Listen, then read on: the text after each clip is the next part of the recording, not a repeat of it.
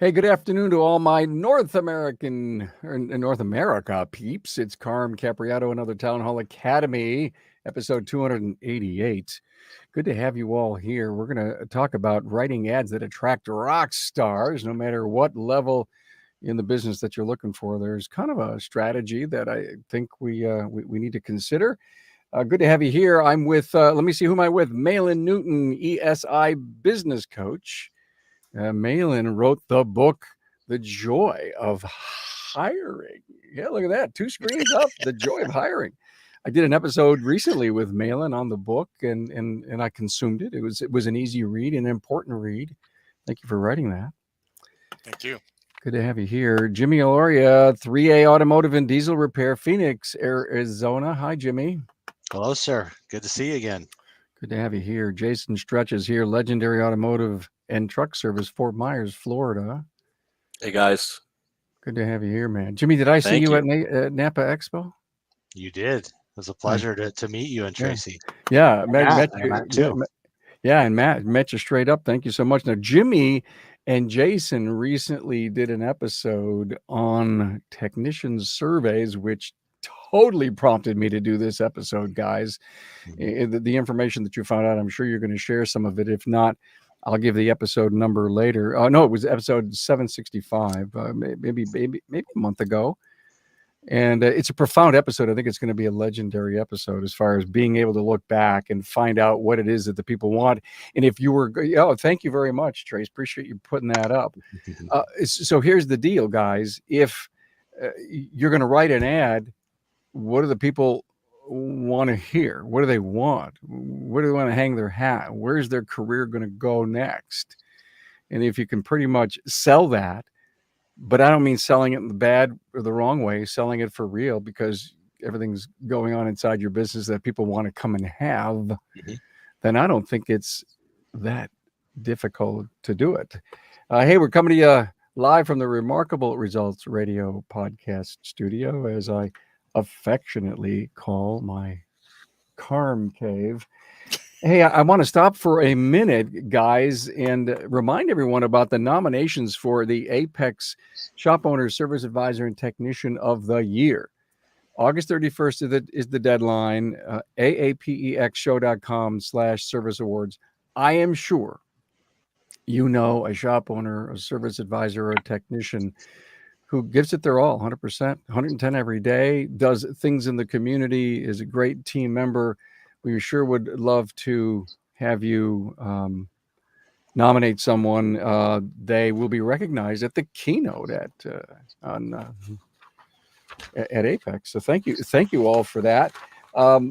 If you're with us on social media, please stop and give us a love and a like and say hello and maybe chat with some of my great crew here, or offer your opinions. We, of course, can put them up in social media. Hey, let's give a little bit of homage to our great sponsors.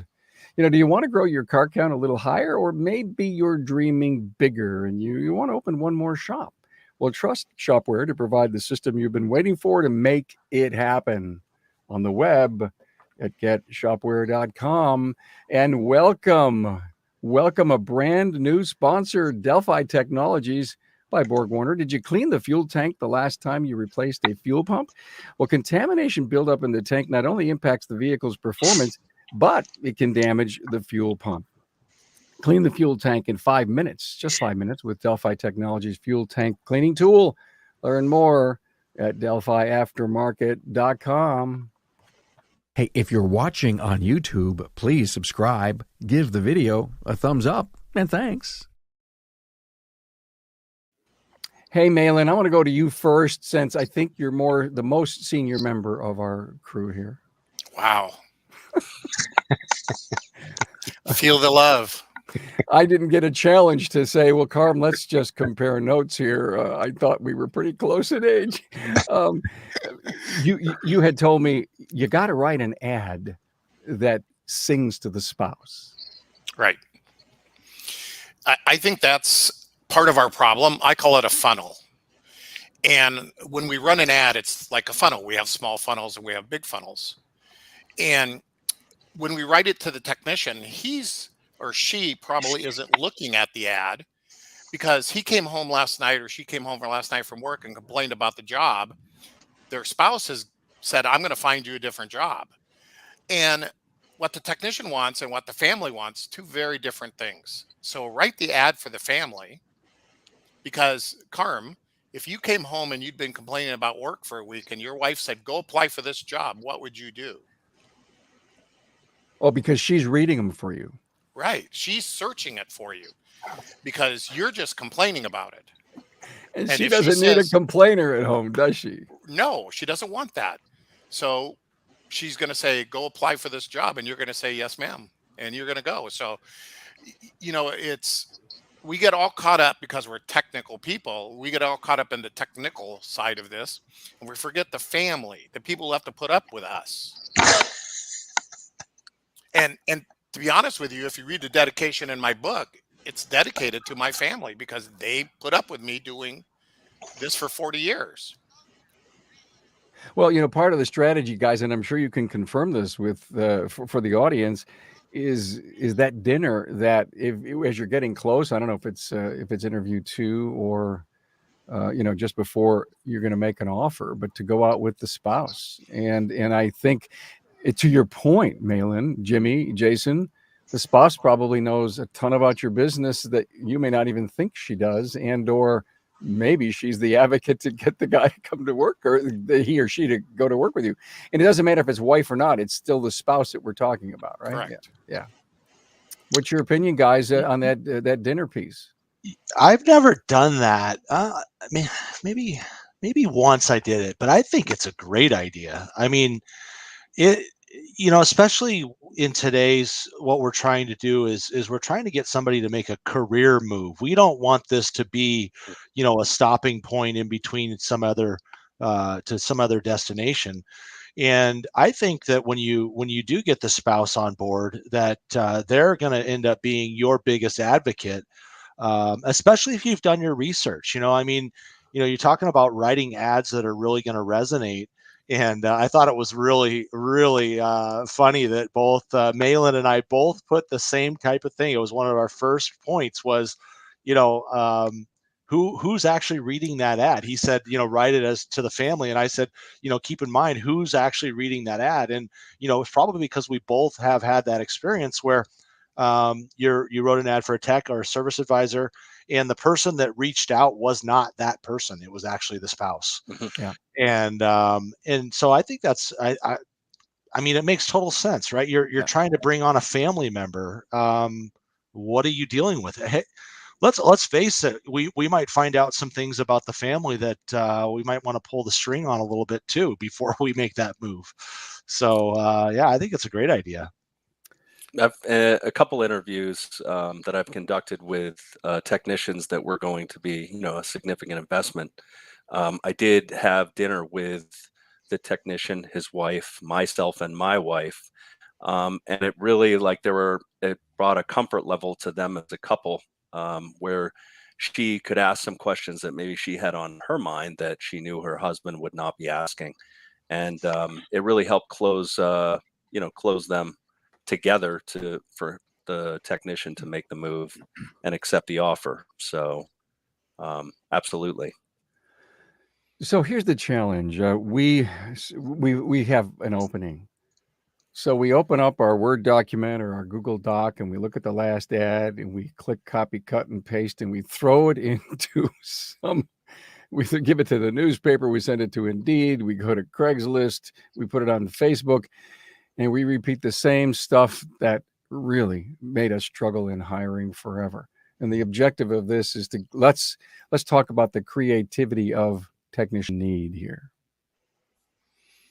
Well, I have a story behind where my technician ad that I have going right now that we've been using for several years was you're spot on, Carm. I was doing the same thing. And my ads never were like normal, like demanding ads. I always thought that they actually had something in them, but they weren't.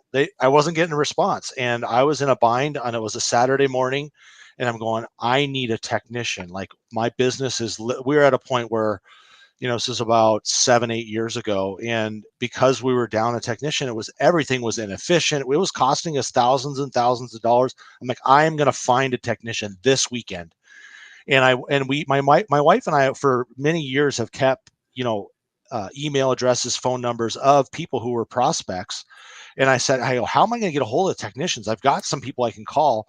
And I had about 50 people on a list, and I sat down at my computer and I wrote a letter to the technician. And that was where the ad that we're currently using actually came from. It was actually an email out, and I was trying to indicate to the technicians by validating them and saying, hey, good technicians are harder and harder to find, yet it still amazes me how many technicians stay at a job where they're not happy, and that's the ad right there. And that's something we've used for many years. We've altered it a little bit now based on the surveys that we recently did and we shared with on the last podcast. But that's where that came from, is that I wasn't getting results, and I got to do something.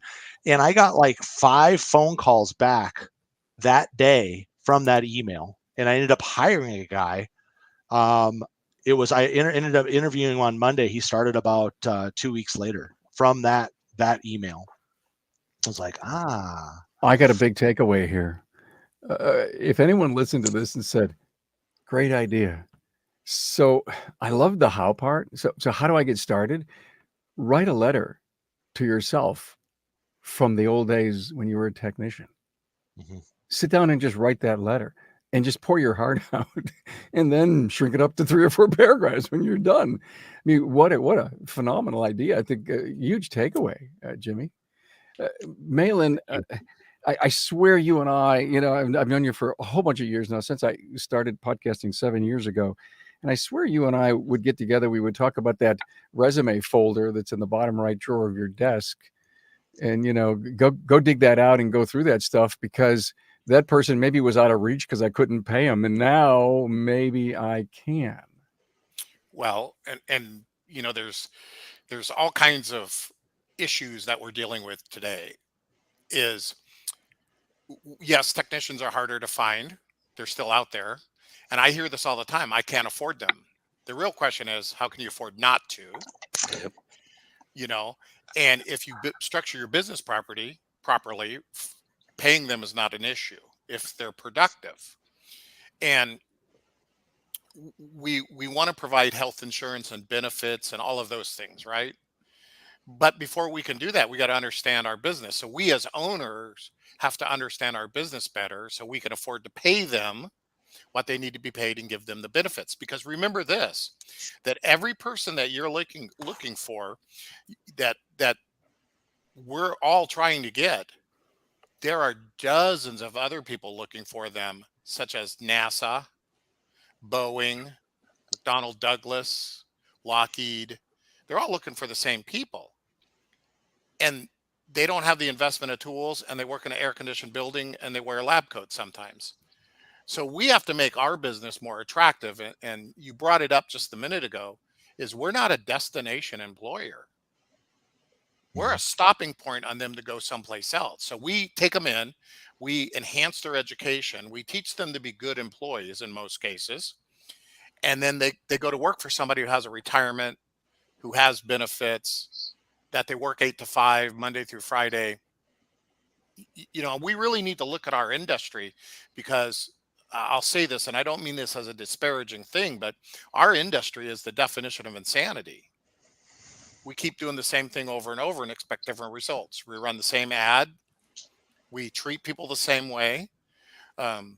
Simple things that employees don't work for that paycheck. They work because they have to, and they want to work at a place that takes good care of them, whether it be benefits or whether it be treating them with respect. The idea that, hey, I'm paying you, you owe me, boy, that is an archaic mindset, in my opinion. Sure is. And what Malin was saying in his talking points, which I totally agree with, the setting your shop up as a destination for these technicians. And that's what was so interesting about actually surveying and finding out what was wanted and needed from technicians. Like, what is it that they're looking for, so that can get implemented into the shop, and be able to really attract these great people. And something else I think we have to understand is, as Carm so eloquently put it out, I'm old, is what I think is important is different than what the two of you think is important, because we're different generations. Mhm. And so when we run an ad or we set our shops up, is it set up for us, or is it set up for the generation of employees we're hiring? Because what I think is important, they don't think is important, and it's not attractive to them. So we have to stop doing business as usual and that complacency rule. The average shop owner is like 52, 53 years old. What's the average age of an employee? Mhm. It's not that old. Mhm. And so we got to build a business that caters to those people. I have a 25-year-old son, and he thinks so totally different than I do. It's not wrong, it's just different. And when he works for people, I look at him and go, why is that important to you? Because it wasn't important to me. So it's we got to stop thinking our age and start thinking about the people we're trying to attract. I have to beg forgiveness here on this age thing. I am so sorry. Now, you said your son is how old? 25. 25. Okay. So you and I are pretty close in age. So I was only doing it in jest, my friend. I know. Trust I'm me. just giving you. I'm yanking your chain now. And you know what? I sometimes deserve that, because sometimes age gets in the way. Thank you for saying, the insanity that we seem to have had in our business, by doing the same crazy things over and over again and not learning from the networking, the peers, the coaching. I started this 7 years ago to advance the aftermarket. And so there are so many people out there that come to me, whatever event I'm in, and the emails that I receive and the listenerships that we have is going to prove that episodes like this that are there to motivate a person to listen, to learn just one thing.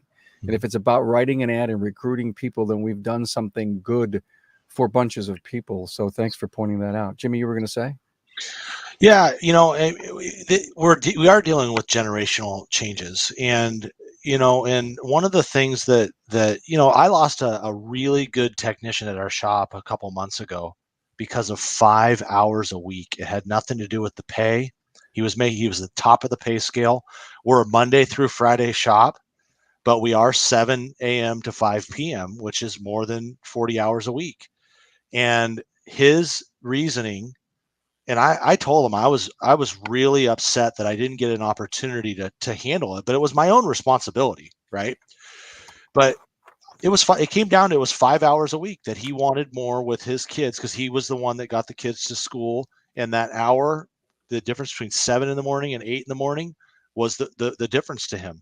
And this is a guy who was he was on his way to making more money than he'd ever made, well over 6 figures this year, and it was 5 hours a week. So it's so important to really look at, and that's again, that's where the surveys come in. And what is important, it's not all money. This generation is a little bit different than that. Although we are paying more, there is the cultural side of it. I mean, this 40-hour week, I mean, that was unheard of in our industry 20 years ago. If you were under 60, you were doing pretty good. Yeah. Hey, Jimmy, would you do it again to save this person? Would you fix it? I don't know that I would change everything, because that would, at this point, it would maybe change my whole operating basis in the shop, and I would not change policy over one person. But if the thing that upset me about it was that I wasn't staying in close enough touch with what was going on. And since then, we've sat everybody down and we're like, look, if there's something that is bothering you about your job here, if there's something about our culture that you got an offer from somebody, or somebody wants to talk to you about a job and your ears perk up for whatever reason, money, time off, whatever, I want us to have an open dialogue about this is our business. It's not my business. You know what I mean? It is my business from the standpoint of legally, it's my business, but it is our community. It's our business. And if we're going to make it a place where everybody wants to be and they're happy and it checks all the boxes, then we have to be in communication with each other. It's not like it was 20 years ago. Again, we're trying to build cultures, and the culture in these shops is changing now. And the only way that you're going to make those changes is by listening to the people who are working in the business. Yeah. Great point, guys. Hold that thought right there. I want to stop for one more, very few seconds to give some high fives to our great sponsors. Do you want to grow your car count a little higher? Or maybe you're dreaming bigger and want to open one more shop. Well, trust Shopware to provide the system you've been waiting for to make it happen.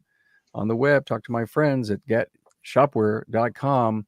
Hey, a new sponsor, Delphi Technologies. Hey, when you turn to Delphi Technologies for your chassis needs, quality is always the forefront. Material and dimensional enhancements, as well as 700 hours worth of salt spray testing, goes into each and every chassis part produced. Visit DelphiAftermarket.com to see over 8,000 chassis parts Delphi has in stock.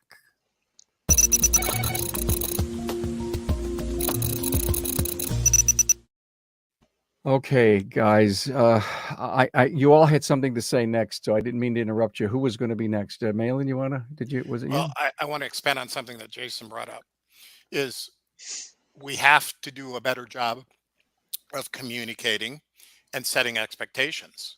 When you hire somebody, those are the kind of things that you need to set expectations. We work this many hours. Is that a problem?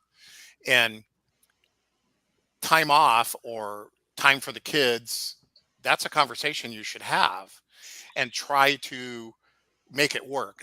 In the shop, the last shop that I ran full time, we staggered our employees so the people that needed to come in early could, and the ones that wanted to come in at 8 o'clock could, and we still had full coverage. And you can't accommodate everybody, but you need to communicate. And even to the point of, we had a guy who wasn't motivated, right? He didn't bill the hours he was supposed to. So we had long conversations with him. And his big deal was he liked to go skiing in the winter. And we weren't able to give him the flexibility to go skiing as often as he'd like. So we built his bonus plan about banking hours in the summer. So he worked his tail off in the summer so he could take 3 and 4 day weekends as part of his bonus plan. We helped the guy buy a house because we communicated with him. And that word got out. Is like, I was at a training session and somebody came to me and said, "You helped this guy buy a house?" Well, sort of. The money he made on his bonus program, we put into escrow for him, but we gave him a chance. And so not everybody, that one size fits all and treat everybody the same. Good communication and clear expectations of what you expect from the employees. And something as simple as how clean the shop is. When I hired somebody, I took them into the shop and I said, "Just to let you know, I think the shop is filthy right now. And you could eat off any surface in the shop." But I was trying to set the expectation that I consider this dirty. And so they weren't surprised when I'd come in and say, "I'm not happy with the way the shop looks," or "I'm not happy with this." And we are lousy, men especially, are very lousy communicators, and we don't communicate well enough with our staff to keep them focused on what's important. We don't hear them and what's important to them, or we just say, "Well, that's not important to me, so I'm not going to do that for you." And for us to be a destination, we have to help them achieve what their destination is: home ownership, being out of debt, kids in college, whatever it is. And we can help them do that if we just listen to them and give them an opportunity. You know what I love, guys? I'm really falling in love with the word destination. And I almost think it needs to be on your short list in your interviewing questions. And Jason, I want to go to you. So we write this ad and we pour it out from our hearts and we look at it and we say, "My God, everything's in there about what I believe in, my vision, our values of our company, what I think a person is looking for." It's there. Jimmy, as we showed in the overlay, it said job description. and here's how and we may have covered this in your episode, Jimmy, Jason, I don't remember, but once you've got them qualifications, key pointers, you got to interview based on what you're looking for. And if you're going to qualify an individual, you have to take the time if you were really going to find that exceptional or unicorn person, right, Jason? Absolutely. I think for most shop owners, we've all had been like really doing like 3 jobs at once and throwing some ads out there. And, we got some guys coming by and we were like, this is just an interruption. I'm trying to get this work done. I don't have time for an interview, to do it properly. And really, changing our mindset about like the interview process and really how it should go. Is it, has that been the way it's been in our shops where we just talk to the person, ask them, I like to go back to like robots hire robots, or robots attract robots. Do you have a toolbox? What is your experience?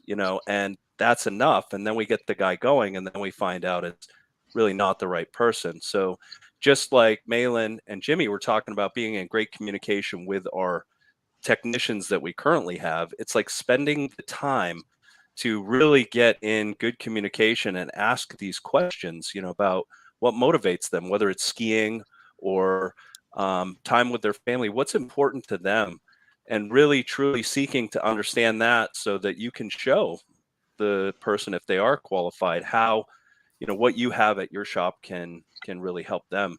But spending the time, I mean, are we checking Facebook? Are we looking at, the pictures on their feeds there? Are we talking to them on the phone and then having them come by? Are we doing working interviews? If they're a technician, are we setting them to do a couple jobs and bugging a car?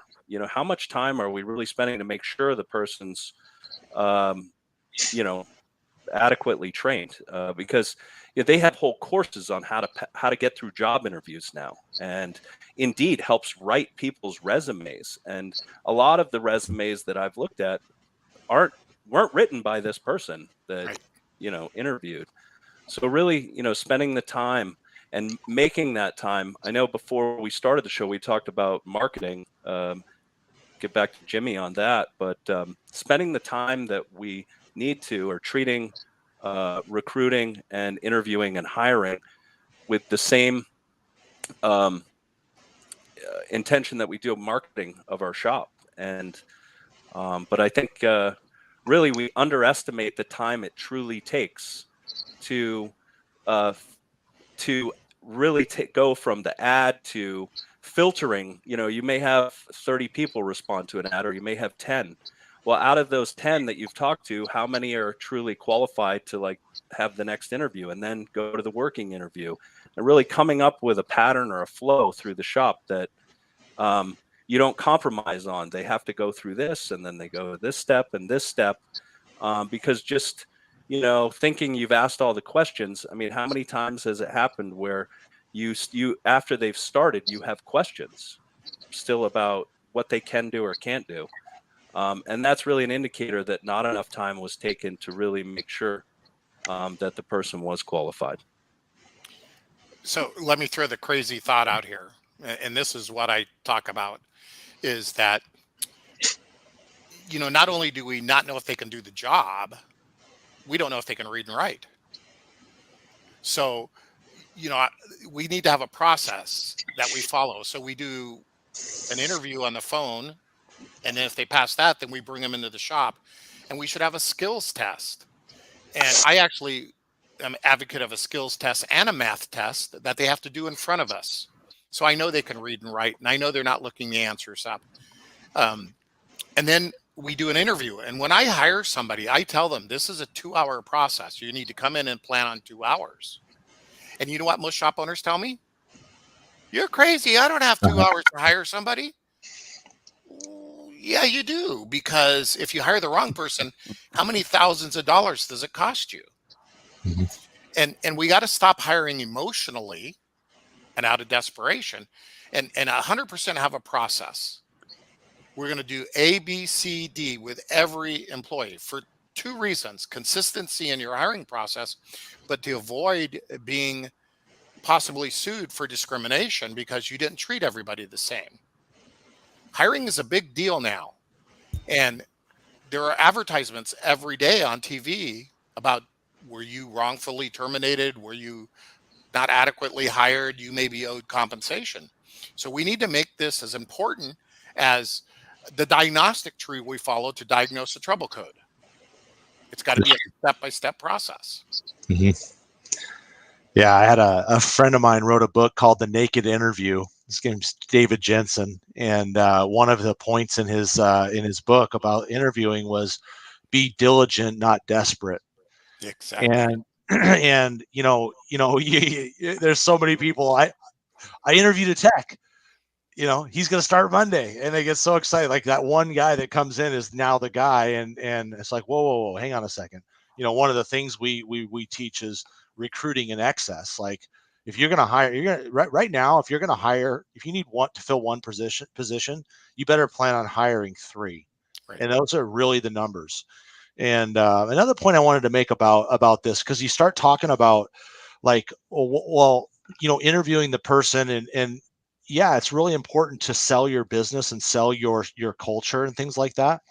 But it's also important not to let go of what's important to you as well, because there's no, one size does not fit all. It's, I have a friend of mine who has a shop in Phoenix, and he's a smaller family shop. It's very successful shop.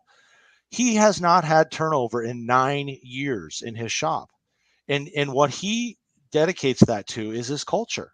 Right. He says, we don't have to, we open at 8:00, but I've got guys that show up at 9. I've got guys that show up at 7:30. I got some guys that leave at 4. I got some guys that stay till 5. He goes, I don't care as long as they get their work done. And then you hear guys that are going to 4-day work weeks. Well, you know what? That's not for everybody. Because I'll tell you what, if you're gonna get enough production out of somebody in 4 days, I don't care if it's a dedicated 40 hours, and you've got to have the people that are dedicated to being efficient for 40 hours a week, right? I mean, it's all about, you're selling a culture that is your shop. And yes, you do need to do surveys, and yes, you do need to change with the times, as we have, and promote those things that fit those boxes that are going to excite the person, but at the same time, we still, like in my shop, we have a 7 a.m. meeting every morning, and everybody's there. And if you're going to have, I get guys all the time, they're saying, well, yeah, his biggest problem is he can't show up on time, but he's a master tech and he can fix everything. And it's like, what this guy's doing to your shop? This one person that you're being reasonable about, instead of finding somebody that fits in your culture, you're allowing this guy to change your culture. So either change your culture to adapt that, right? Or find somebody that fits into the culture, because a lot of that is part of it, is that people, they want to play. Some people want discipline. They want a structured environment, and they spot the outpoints of something that's not. If I could add something to that, Jimmy, all great points. And something to think about is when you interview somebody, it's not about you. You should not talk about the shop. You should not talk about the whiz bang 4000 scanner you got, and the dodecaphonic with the moon rock needle alignment machine, because you're interviewing that person. Mm-hmm. And yes, you're going to talk a little bit about you and your culture and stuff. But my most important thing is I want to know what Jason knows and what he wants. And I ask questions like, what do you do for fun? Mm-hmm. And I actually find a point in time to go look at their car. I'll excuse myself and go walk through the parking lot and find their car. And the condition of their car tells you a little bit about them. I mean, you got to understand that it costs us thousands of dollars to hire the wrong person.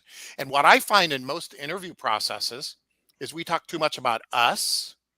Well, let me tell you how great a technician I am. I can fix anything with wheels on it, no matter how much money it costs me. And so the technician doesn't understand, that we're looking for a productive employee, not a friend. And to go back to something that was said, was I'm always looking to replace my weakest link. So I'm a firm believer in recruit year round. And when the strongest person walks through the door, I'm going to hire them and fire my weakest link. Yes. If Jimmy, for example, or Jason walked through my door today, you are unicorns, right? You're 1 in 10,000 Thank people, or you. 1 in 20,000 people. You're welcome. And if you walk through my door and I said, I really don't have a spot for you right now, Jason, will Jason ever come back to me? No. So I got to hire you now, and I got to make the company fit you because you're the unicorn, the rarity, right? And in Jason's case and in Jimmy's case, you guys are like the rainbow striped unicorn. You're even more abnormal, right? And what we do is we're afraid. I have a client. He has too many employees, right? He's not producing hours. So he calls me up and says, I found the technician. This guy is like the unicorn. And he's emotional, right? And I said, great. Now, who are you going to fire to hire this person? What? I don't want to fire anybody. I want to bring him in. You have 6 people doing the work of 2.5. Now we're going to have 7 people doing the work of 3. That doesn't make sense to me. Let's eliminate the weakest link, 2 or 3 of them if this guy's a superstar. And he was emotionally attached to all of his employees. And then all ships rise. That's why I have a flat forehead, because I just beat my head on my desk. Right? But great story, all true in many cases. And you know, when someone comes in and they're a technician with a resume, maybe you didn't qualify it, you fog a mirror and you're hired. And that's why in so many cases we're struggling with so many shops that are in struggle mode. Hey, let's stop for one more time for our great sponsors. You know, do you want to grow your cart count just a little higher? Or maybe you're just dreaming bigger and want to open one more shop. Well, trust Shopware to provide the system you've been waiting for to make that happen. On the web, talk to my friends at getshopware.com. And a warm welcome to our new sponsor, Delphi Technologies, with over 2,300 SKUs and 95% sales coverage of fuel pumps. Delphi has everything you need to replace your customer's fuel pump, from OEM quality pumps, modules, GDI pumps, and fuel tank cleaning supplies to instructional videos. Get started on the web at delphiaftermarket.com.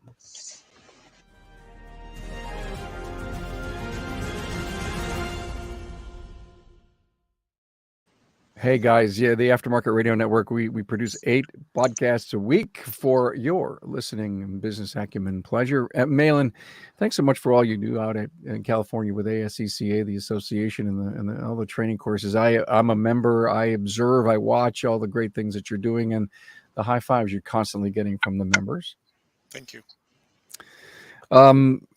Jason, you had mentioned something about Jimmy talking about that writing ads and literally looking for people is kind of like marketing. Jimmy? Oh yeah, absolutely. You said Jason. I think I said Jason mentioned, but yeah. Okay. Yes, it is. And it absolutely is. I mean, you know, again, we talked earlier a couple of weeks ago about the surveys, and you know, you're not going to do a real successful marketing campaign unless you know what your customers are looking for. And technicians, service advisors, you know, they're no different. And it really is. It is that scientific now. You know, so the way that the ad's laid out, what you're putting in the title of the ad, you know, is going to attract the person or it's not. If there's thousands of people looking for technicians, what the heck is going to make your ad stand out? And then if you do get lucky enough for them to click on it, how fast do you have a split second to catch their attention? Just like if a postcard came in the mail to one of your potential customers, you have a split second to catch their attention. So it absolutely is. It is as much marketing now as ever before. And I love what Malin said about it. You know, have a funnel. You know, for a lot of people, you know, you're going to go through a lot of people to whittle down, to the creme of the creme. And I mean, this was a few years ago. It's much tougher now, but there was a consulting company, friend of mine that owns a consulting company in the chiropractic and dental area, and he was telling me that his clients were seeing it was 100 to 1.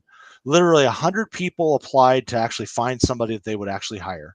That didn't mean that they were interviewing 100 people, but by the time they whittled through every person, got down to like 10, interviewed 3 to hire 1. It really is, it is about marketing, and it is about consistency of getting that word out that you have opportunities available. Hey, to my production team, put up the graphic for next week's Aftermarket Weekly. I know many people out there know Seth Thorson, and we're going to actually have a tour of his brand new location next Tuesday, Cool. August 9th at 12 p.m.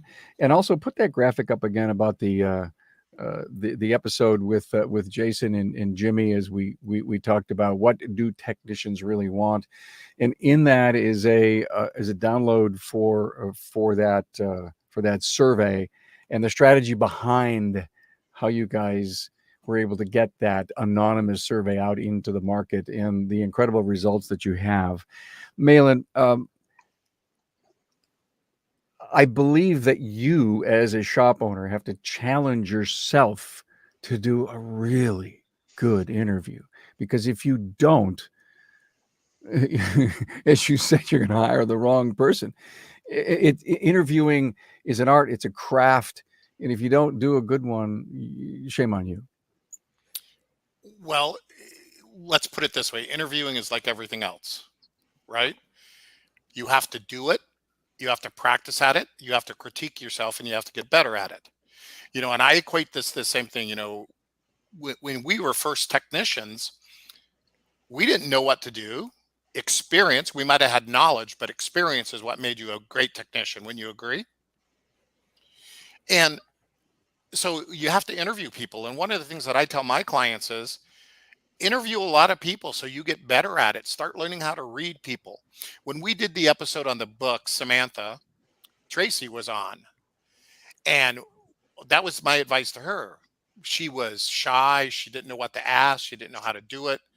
Now she's a dynamic interviewer, and she's learned to read people, and she's learned to trust her gut feeling, and has eliminated her hiring the wrong people because she trusts herself.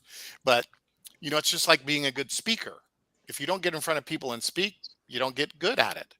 And interviewing is an art form. It requires practice.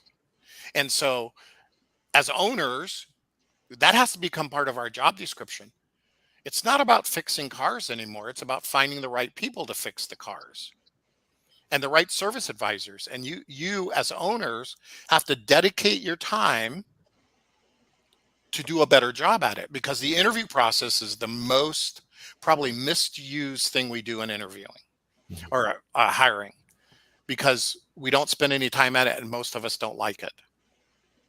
They'll tell you a whole bunch of stuff if you just ask the right questions and be quiet.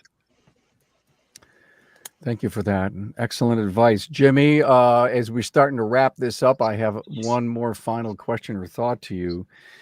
If you're writing an ad, and we know in the industry that, actually based on the survey results that I know that you got back, and this is a super secret for the rest of the world, many people, Malin, you may have mentioned this, feel underappreciated. So if that's the case, Jimmy, then it's not hard, number one, to write the ad that discusses it and do the interview to discover it. Yeah, it really is. I think I pointed out, like, admiration cuts through antagonism. And, just think about, like, and you said it perfectly, Carm. It's like, write a letter to yourself. Like, how much do you, if you're a technician and you're looking at that technician, how much do you admire that technician and what they go through to fix the modern vehicle. Or you're looking for a service advisor. Look at that service advisor, somebody who shows up every day. They have a smile on their face. They answer their phone with a smile on their face. They deal with angry, grumpy customers who don't want to put any money in their cars. They can sell. They can order parts. They're the superheroes of a lot of shops. Look at how much admiration that you actually have for those positions and put that on paper in your ad. It will communicate. And, sometimes when you get people in, you find that emotionally they are a little bit rough and they have a little bit of a chip on their shoulder. And I think that is something that in the industry, it's created because we've made these guys fight for every penny that they earn for us. Technicians are fighting. I'm an advocate for flat rate, but I'm also an advocate for taking care of people. You know what I mean? And why are people so against flat rate? It's because it's been abused like heck. So it's the admiration for the position and what they can do that lets them just ease, back off a little bit and lets them relax and say, I'm here for you. Like Malin was saying, what is important to you? How are we going to help you achieve your goals? And I think what you're going to find is that sometimes somebody who seems like they might have a little bit of a chip on their shoulder, when they walk in, they'll cool down and you'll actually get to talk to the real person that you want to interview. Well, never underestimate the power of simple words. Please and thank you. Right? I mean, when you think about it, how many shop owners, I'm sure you guys have visited other people's shops and it's like, do this, get this done. Please, could you take care of this for me? I appreciate your efforts. Thank you. And I'll tell a little story. I used to find something good to say to everybody every day. And I tried to do it at the end of the day, right? So it'd be like, hey, Jason, I really appreciate how you worked on Mrs. Jones' car today. You did a great job. She's going to be really pleased. Jimmy, I really appreciate your attitude today. I know it was a tough day for you, but you did good. And I had this kid working for me and he walked out the door and I said, I really appreciate you being here today. And that was the only thing he did right. I mean, he had one of those days and he stopped and he looked at me and goes, yeah, today kind of stunk. And I said, don't worry about it. Go home, enjoy your family. We'll slay the dragon tomorrow. That's what I call it. And he looked at me like, you're crazy. But the next morning when he came in, he was early, had a smile on his face. Did he need me to tell him he didn't have a good day? No. The difference in that person when he came in the next day was very noticeable. And he actually did 2 days worth of work. He made up for the day before. And that's awesome. I think that's where we miss it, with just saying something like, thank you, Jason. I appreciate your effort. Jimmy, thank you. Carm, thank you. And people look at me like, you're crazy. That doesn't mean anything. Oh, it does. It's huge. And looking at these potential team members as lifelong relationships in our own lives, we can count our lifelong friends maybe on one or two hands. How do we communicate differently with people that we have lifelong relationships with? And really looking at when we're doing the interview, am I going to have a lifelong relationship with this person? Would I invite this technician home to have dinner with me and my wife? Totally agree. Guys, this was great. One other interesting quick point. The accolades of your own shop, for example, if you were the shop of the year or you won some kind of local awards, it would be so important to put that in the ad. You would want someone who can verify it by seeing the plaque on the wall, to see an industry article written, to see a local chamber of commerce give some kind of awards, come to work for the shop of the year, in my county or however that works. I think it's something that says you're public enough and open enough to get these kinds of honors. So please don't forget about that. Or if you have Meg Lewis example, won the Napa Technician of the Year. What a cool way to advertise it. Please come to work for the shop who happens to hire the Napa Technician of the Year. In 2022. So Cool. Those I think are really cool and neat ideas. So it's all marketing, right? Yeah, I mean, the public relations aspect, a lot of times, we think about that with our shops. We're AAA Shop of the Year. We're, whatever it is, and we're promoting that to our customers. But what Right. message, what public relations actions are we taking towards technicians or towards, other people in the industry, and really taking the time to get involved locally, so that we can, with our public relations activity, show these other technicians and other service writers that it's a great shop to work for. Hey, Carm, One thing, yeah. go ahead, Jimmy. I just wanted to say, one thing just regarding the writing the ads was that, the viewpoint of, we used to see these ads where it's like, what's expected of me? What's expected of me? You must have this, you must have this, you must do this, right? And we need to change our viewpoint a little bit about what's in it for me. And everything what Jason was saying, what Malin was saying, Carm, what you were saying is all about, okay, I want to be a part of the prestigious championship, shop in my neighborhood. I have benefits. I have all these things that are important, and really and changing that flow of, wow, this is a great opportunity for me to go. That's what's in it for me. They could see that right in the ad right away. And then we can get in the interview, we can get to the point of what's expected of me. Yeah. Yeah. I mean, it's a great point. You're reading in the fourth sentence says, you have to be 6'2", weigh this much, lift 40 pounds. Come on, stop that stuff.